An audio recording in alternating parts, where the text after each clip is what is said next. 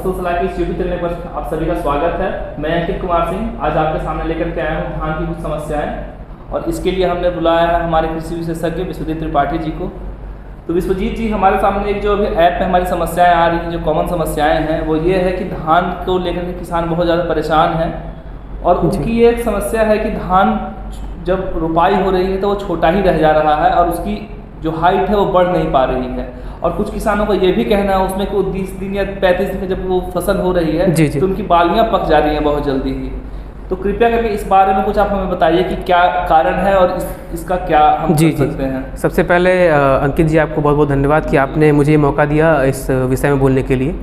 तो सबसे पहले हमने देखा कि जो हमारे किसान हैं उनकी समस्या आज से नहीं है बोनेपन की, ये समस्या बहुत पहले से है। बट ये समय है, इस समय कुछ ज़्यादा ही बढ़ गई है समस्या। हमारे जो किसान पानीपत और हरियाणा के साइड पे हैं, वहाँ से जो आपका फसल सलाह ऐप है उसमें क्वेश्चन जो आ रहे हैं वो सही आ रहे हैं। हमने भी देखा कि बहुत सारे हमारे पास भी प्रश्न आते हैं जिसमें किसान पूछते हैं कि मतलब जो पौधे हैं वो 30 दिन में ही पक जा रहे हैं, जो बालियाँ वो 30 दिन में ही आ जा रही हैं। तो इसका हमने सोचा कि एक बार पता करते हैं कि क्या है इसका कारण। तो यही है कि इसमें जितनी भी बीमारियां हैं धान की वो पहले से ही मौजूद हैं, बट उसमें जो हमारी जैसी फसल प्रणाली हो गई है उस हिसाब से वो जब क्लाइमेट उनको मिलता है उस हिसाब से पनपने लगती हैं। तो ये क्या किसी तरीके का कोई वायरस है या कोई बैक्टीरिया अटैक है या फिर कुछ नया बीमारी आई है? जी, इसमें क्या ऐसा देखने को मिल रहा है? जी, ये सबसे पहले देखा गया था चाइना में। 2008 में इसका पता लगाया गया कि चाइना में ये हो रहा था, तो वहाँ से ये बीमारी स्टार्ट हुई और इस बीच थोड़ा ज़्यादा बढ़ गई है। 2021-22 से ये बौनापन जो हो गया है। पहले जो नॉर्मल बौनापन होता था कि लगभग हाइट थोड़ी बड़ी होती थी बोनेपन से, लेकिन अब बहुत ही 30 दिनों में मैं पहले ही कहा कि 30 दिनों में जो धान की फसल है वो पक जा रही है। इसका मतलब ये समस्या बहुत गंभीर होती जा रही है। तो जी, मैं ये भी जानना चाहूँगा आपसे कि ये जो अभी बीमारी है ये क्या किसी एक क्षेत्र में है सीमित है या फिर पूरे भारत देश में ये फैली हुई है? नहीं, अभी ये जो हमारे कृषि अनुसंधान केंद्र है IERI, Indian agriculture research institute, वहाँ से उन्होंने एक शोध किया। ये इन्होंने हरियाणा और पंजाब गए और 24 जगह जो है हरियाणा पंजाब सटे हुए जगह, वहाँ पर उन्होंने शोध किया। तो उनको पता लगा कि ये अभी ज़्यादा स्प्रेड नहीं हुई है, पूरे वर्ल्ड में नहीं है अभी। ये अभी जो इंडिया है अपना, वहाँ ये अभी ज़्यादा देखने को मिल रही है। और इसका जो वायरस है वो उसको फीजी वायरस नाम दिया गया, उसका थोड़ा बड़ा नाम है। ये है SRBSDV, ये इसका पूरा फुल फॉर्म है। तो फीजी वायरस के कारण जो पौधे हैं और वो छोटे ही रह जाते हैं। और ये वायरस किससे होता है, इसका कारण क्या है? एक इंसेक्ट है, जैसे आप इंसेक्टिसाइड चूसने वाले इंसेक्ट होते हैं, जो हमारे किसान भाइयों को पता होगा कि जो इंसेक्ट होते हैं चूसने वाले, तो वही एक इंसेक्ट है। उसका नाम भी यही है कि मतलब ये WBPH इसको शॉर्ट फॉर्म में कहते हैं। इसका अंग्रेजी नाम है वाइट ब्लैक प्लांट हॉपर।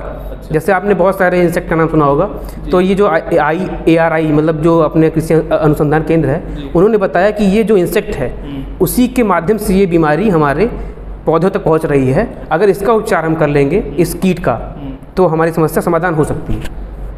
तो ठीक है, इसमें तो अगर वो समस्या समाधान हो सकती है, उससे पहले हम इन जो बीमारी आने वाली है तो इसको कोई पहचानने के भी तरीके हैं कि अगर ये बीमारी अगर हमारे खेत तक पहुंच रही है तो हमारे किसान को पहले ही भांप ले और उससे कुछ बचने का उपाय कर ले। तो सबसे पहले आप ये बताइए कि इनको पहचानेंगे कैसे किसान कि हाँ ये बौनेपन की बीमारी हमारे खेत में लगने वाली है, और क्या ये जमीन के उससे हो रही है या फिर सीड में कोई दिक्कत आ रही है उससे हो रही है? तो इस बारे में थोड़ा जानकारी। सबसे पहले मैं किसानों को ये सलाह देना चाहूँगा इसके रिगार्डिंग कि सबसे पहली बात, आप जब जो बीज है उसका उपचार कर लें।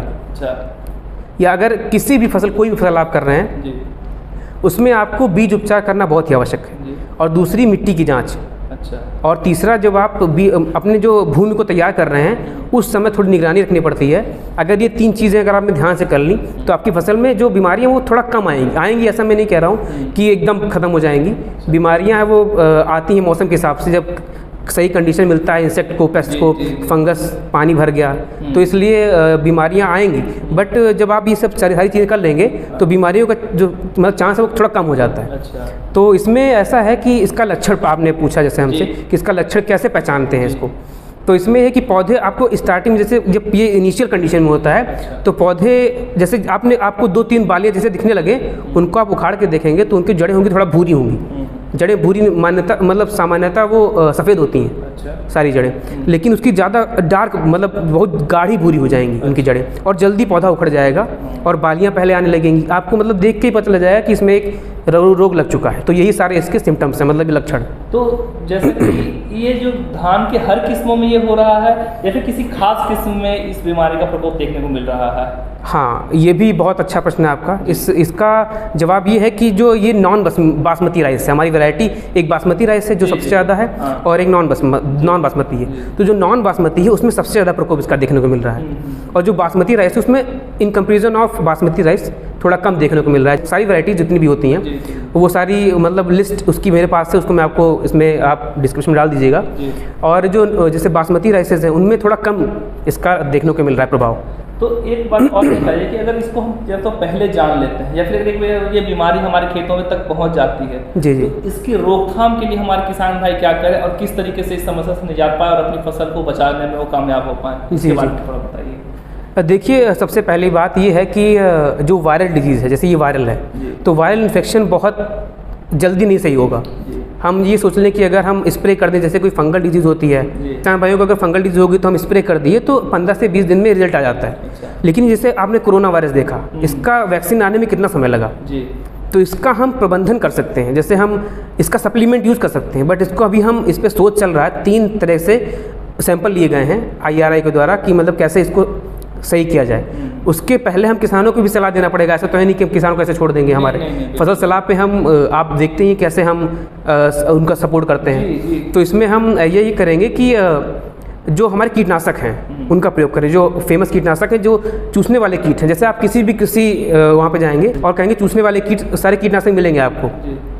तो उसमें मुख्यतः मैंने लिस्ट बनाई है, मैं आपको बता दे रहा हूँ कि जो उनके नाम है आप नोट कर लीजिए। और ये कीटनाशक बहुत ही आवश्यक हैं। पहला है ब्यूप्रोफेजिन। ये IRI के द्वारा प्रमाणित किया गया है कि इसको आप डालें जो हमारा कीट है उसके लिए, जो जिसके माध्यम से ये वायरस आ गया है, उसको कीट को ही हम खत्म कर देंगे। तो जो चांसेस हैं मतलब बौनेपन की, वो कम हो सकती है। ये बीमारी आने के बाद हम ये दवाइयों का उपयोग करेंगे? अच्छा, ठीक है, और बताइए। तो इसमें 4 दवाएँ हैं। एक एसिटामेप्रिड है, और डाइनोटोफिरॉन है, और एक और दवा है फ्लोनोकिमाइड है। ये चारों दवाएं लिस्ट इस पे आप डाल दीजिएगा। और ये चारों दवाएं अगर मतलब इन चारों में से कोई एक यूज़ करें, आप इस्तेमाल करें और छिड़काव करें अपने खेत पे, तो ये है कि पूरा ख़त्म तो नहीं होगा, बट चांसेस कम हो जाएंगे कि बौनापन खत्म हो जाए, इंटेंसिटी उनकी कम हो जाएगी। ये अच्छा, ठीक है। तो ये मुझे लगता है कि किसानों के लिए काफ़ी हेल्पफुल रहेगा जिस तरीके की ये जानकारी है। और आप भी इसके अलावा अगर आप किसान भाइयों को किसी भी तरीके की कोई समस्या आ रही है तो आप हमारे फसल सलाह ऐप के पूछताछ केंद्र में आकर के आप वहाँ पे अपने सवाल पूछिए। और इस तरीके से अगर हमारे पास संयुक्त रूप से किसी एक विशेष का अगर सवाल आते हैं तो इसी तरीके से हम समय समय पर वीडियो बनाकर आपके लिए हम डालते रहेंगे। तब तक के लिए धन्यवाद। फसल सलाह ऐप को डाउनलोड करें और हम किसानों की मदद करते रहेंगे।